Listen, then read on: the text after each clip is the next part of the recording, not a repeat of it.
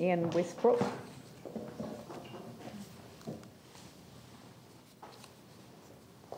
Hi, I'm speaking on behalf of Edgware Road. No. Edgware Road residents living on the on and near the lower St Albans Creek, and we're concerned about the flooding effects in Edgware Road, which are worst and most frequent between Geraldine and Hills Road.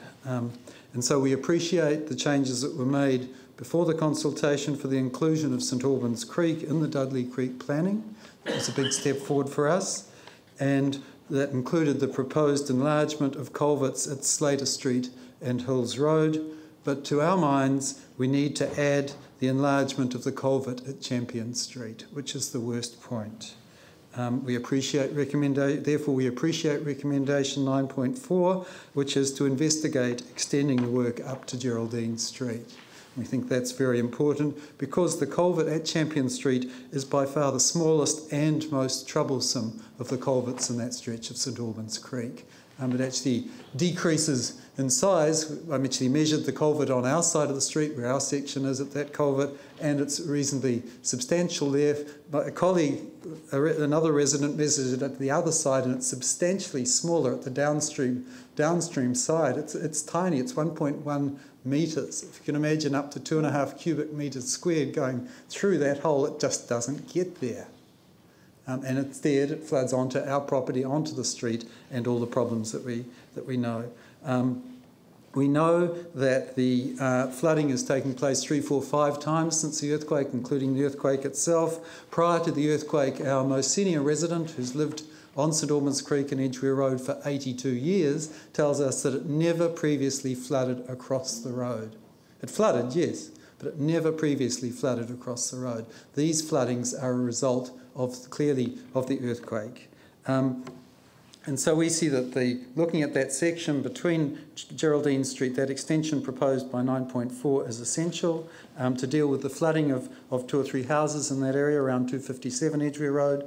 That's flooding into the houses, threatening floor levels. To deal with the major access and traffic disruption which takes place whenever there's a flood.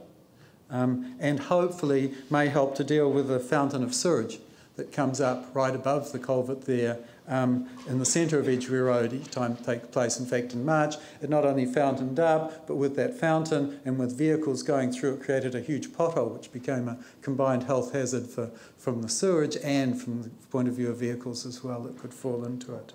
So, thanks again for the progress in including the St Albans Creek in the proposals and the extension proposed to bring it up to Edgware Road, the note taken of the submissions that we've made, and we look forward to the extension of the proposal to include the most significant and regular point of flooding in the St Albans Creek. Do you think it would be, thank you for that, do you think it would be useful if the recommendation on progressing investigations included a reference to the Champion Street culvert? Yes. In fact, as it stands in the report, it's a little difficult to be sure that it refers to St Albans Creek. Yeah. It just says an extension up to Geraldine Street. That's right. That's right. So to both, actually, St Albans Creek and to the proposed Champion Street culvert. Yeah.